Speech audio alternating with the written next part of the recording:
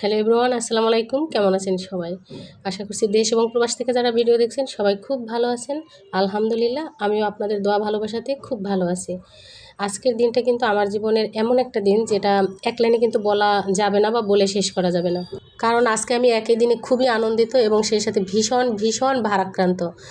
এই যে কাপড়গুলো আপনারা দেখতেছেন, এগুলো কিন্তু কিছুদিন আগে আমি কিনে আনছিলাম এবং আপুদেরকে কথা দিয়েছিলাম যে আমি পাইকারি তাদেরকে দিয়ে দিব, পাইকারি সেল করব। আলহামদুলিল্লাহ, মহান আল্লাহ তাআলার অনেক রহমত যে শেষ পর্যন্ত আমি এই পাইকারি কাপড়গুলো ডেলিভারি দিতে পারতেছি। আমার যে বোনগুলো অর্ডার করছে আমার কাছে, তাদের হাতে আমি এই ডেলিভারি এখন পৌঁছে দিব। কুরিয়ার সার্ভিসে আমি নিয়ে যাব ডেলিভারিগুলো দিতে। তো কাপড়গুলো হচ্ছে মাদারীপুরে আছে, নারায়ণগঞ্জ আছে, আছে হচ্ছে বরিশাল, আর সাথে ঢাকার ভিতরে একটা। এই কাপড়গুলো আলহামদুলিল্লাহ আমি এখন ডেলিভারি দিতে চলে যাচ্ছি কুরিয়ার সার্ভিস যেখানে আছে সেখানে। অবশেষে কথা বলতে বলতে এই যে দেখেন কুরিয়ার সার্ভিস কিন্তু চলে আসছিলাম। তো এখানে আমি একা না, আমার হাজব্যান্ডও সাথে আসছে, আজকেও সে সাথে আছে আমার। তো কাপড়গুলো ডেলিভারি দিতে দিতে আপনাদের সাথে বলি যে কেন আনন্দিত এবং কেন ভারাক্রান্ত। দেখুন আপুমনি ভাইয়েরা, আঙ্কেল আন্টিরা যারা আমার ভিডিও দেখছেন সবাইকে উদ্দেশ্য করে বলছি যে এই ডেলিভারিটা শুধু কাপড় না, এটার ভেতরে আছে কিন্তু রাত জাগা, সন্দেহ, ভয়, নিজের উপর বিশ্বাস রাখার একটা যুদ্ধ। এতদিন যেটা ভাবছি করব কিছু একটা করা উচিত, আমি আপনাদেরকে উৎসাহ দেই যে হ্যাঁ কিছু করা উচিত, অল্প আয় স্বল্প আয় হলে বসে না থেকে কিছু একটা করা উচিত।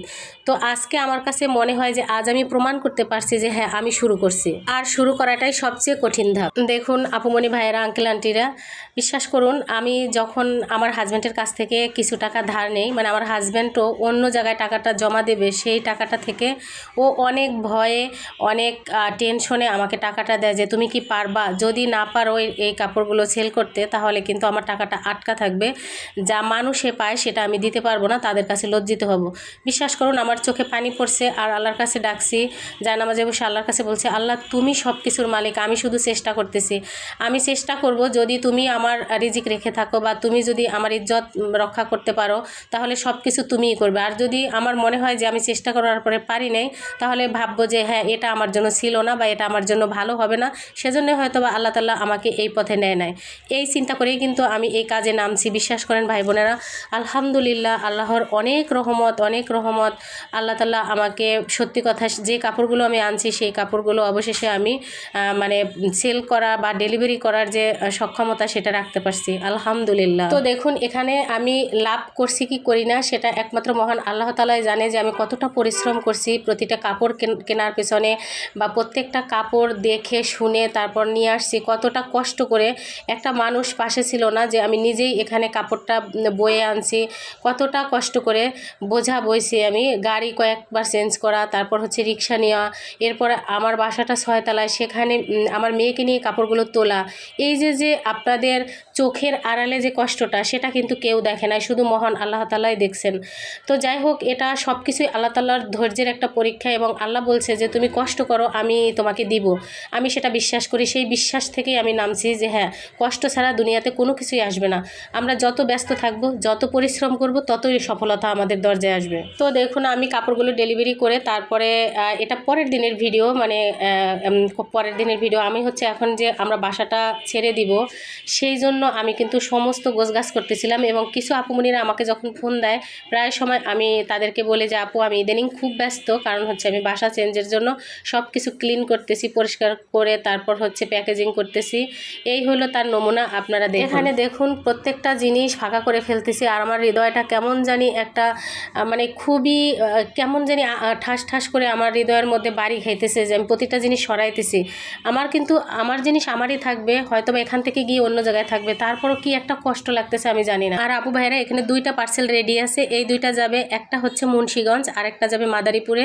তো এই 2টা হয়েছে আগামীকাল খুব ভোরে আমি কুরিয়ার সার্ভিসে ডেলিভারি দিয়ে তারপর হচ্ছে আমি বাসায় চলে আসব, কারণ আমাদের 12টা থেকে সংসারের যত ঘরের যত মালামাল আছে সব কিছু বের করা হবে।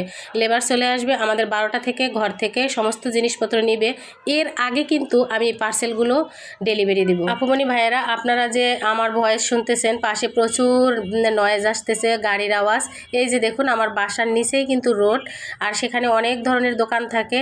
এখানে একটা পানের দোকান আছে যেখানে কিনা সারাদিনই ডেক সেটে গান বাজে, অনেক রং বেরঙের গান, যেটা কিন্তু ভয়েস দেওয়ার কোনো পরিস্থিতি থাকে না, অনেক রাত অবধি এরকম গান বাজতে থাকে, আর পাশাপাশি গাড়ির শব্দ। তো যাই হোক, এখন যেখানে বাসা নিয়েছি সেখানে এরকম শব্দ থাকবে না, কিন্তু এটাকে খুব মিস করব, মাঝে মাঝে খুব মনে পড়বে। দেখুন আপুমনি ভাইয়েরা, আজকে আমার ভীষণ ভীষণ আনন্দ লাগতেছে যে আজ প্রথম আমি আমার কষ্টের টাকার কাপড় কিনে সেটা ডেলিভারি দিতে পারতেছি। পাশাপাশি ভীষণ কষ্ট লাগতেছে যে বাসাটা ছেড়ে যাচ্ছে। তো সব কিছু গোছগাছ হলেও এই জায়নামাজগুলো এখনও গোছাতে পারিনি, কারণ এটা হয়েছে আরেকবার নামাজ পড়ার সুযোগ আছে এখনও। আলহামদুলিল্লাহ, আল্লাহ যদি সুস্থ রাখেন, জীবিত রাখেন, সকালের নামাজটা পড়ে তারপর হচ্ছে সব কিছু প্যাকেট করে ফেলবো, সেই জন্যই জায়নামাজগুলো। আর এখানে সকালের রান্নাবান্নার জন্য কিছু মশলাপাতি রেখেছি, বাকি সব গোছগাছ কমপ্লিট। দেখুন আপুমনি ভাইয়েরা, যেখানে আমি দীর্ঘ 6 বছর কাটিয়েছি, এই দেয়ালগুলো আমার হাসি দেখেছে, আমার কান্না দেখেছে, আমার হাল ছেড়ে দেওয়া দিতে চাইলো, আমাকে আবার চুপচাপ সহ্য করছে। বাসা বদলানো মানে শুধু জায়গাটা বদলাচ্ছি না, এটার মানে হচ্ছে যে একটা নতুন অধ্যায় বন্ধ করলাম। আর এই অধ্যায় বন্ধ করা সবসময় কিন্তু খুব কষ্টের থাকে।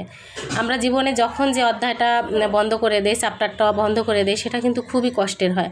আজ আমি কিন্তু জিনিসপত্র গোছাচ্ছি, কিন্তু আসলে আমি স্মৃতিগুলো গোছাচ্ছি। দেখুন আপুমনি ভাইয়েরা, আমার কিছু স্মৃতি ব্যাগে ঢুকতেছে, কিছু স্মৃতি হৃদয়ে থাকতেছে, আর এই দুটো অনুভূতি কিন্তু একসাথে থাকা মানে আমি গ্রো করছি। আমার কাছে মনে হয় যে হ্যাঁ, আমি সামনে আগাচ্ছি, কারণ গ্রোথ সবসময় কিন্তু আরামদায়ক হয় না। আপনি দেখবেন আপনার যে জিনিসটা ভালো সেই জিনিসটা সবসময় কিন্তু একটু কষ্টের হয়। আমার কাছেও সেটা মনে হইতেছে যে হ্যাঁ, আজকের এই চলে যাওয়াটা, আজকের এই কষ্টটা, সব কিছুই আল্লাহ তাআলা মনে হয় নিশ্চয়ই আমার জন্য অনেক ভালো কিছু রেখেছেন ইনশাআল্লাহ। আমার কাছে সবসময় মনে হয় মাঝে মাঝে আমাদের পরিবর্তন মানেই হচ্ছে ছেড়ে যাওয়া, পরিবর্তন মানেই হচ্ছে নতুন ঝুঁকি। আজ যদি আমার মন ভারী হয় তাহলে আমি বুঝবো যে হ্যাঁ, আমি গুরুত্বপূর্ণ কিছু পেয়েছি বা আমি সঠিক পথে হাঁটতেছি, তার মানে আমি নিজের জন্য লড়াই করছি। আর যদি এই ছেড়ে যাওয়াটা আমার কাছে মনে হয় যে আমার চোখ উজ্জ্বল হইতেছে বা আমি সামনে স্বপ্ন দেখতেছি, তাহলে আমার কাছে মনে হচ্ছে যে হ্যাঁ, আমি বেঁচে থাকার লড়াই করতেছি। বিশ্বাস করুন আপুমনি ভাইয়েরা, আমি সবসময় নিজের মনকে অনেক শক্ত রাখার চেষ্টা করি। আমি শিখেছি যে জীবনে যখন একটা দরজা বন্ধ হয়, ঠিক তখনই আরেকটা দরজা নিজের নাম খোদাই করার জন্য সুযোগ আসে। তো দেখুন আপুমনি ভাইয়েরা, আমি রুমের পর্দাগুলো পর্যন্ত খুলে ফেলছি, অনেক পর্দা বাড়িতে রেখে আসছে, আর এখানে কিছু পর্দা ধুয়ে দিছি যেন আগামীকাল নতুন ফ্ল্যাটে গিয়ে আমি যেন নতুনভাবে আবার ধোয়া পর্দাগুলো টানাতে পারি, সেই জন্য এই যে ধুয়ে বারান্দায় শুকা দিছি।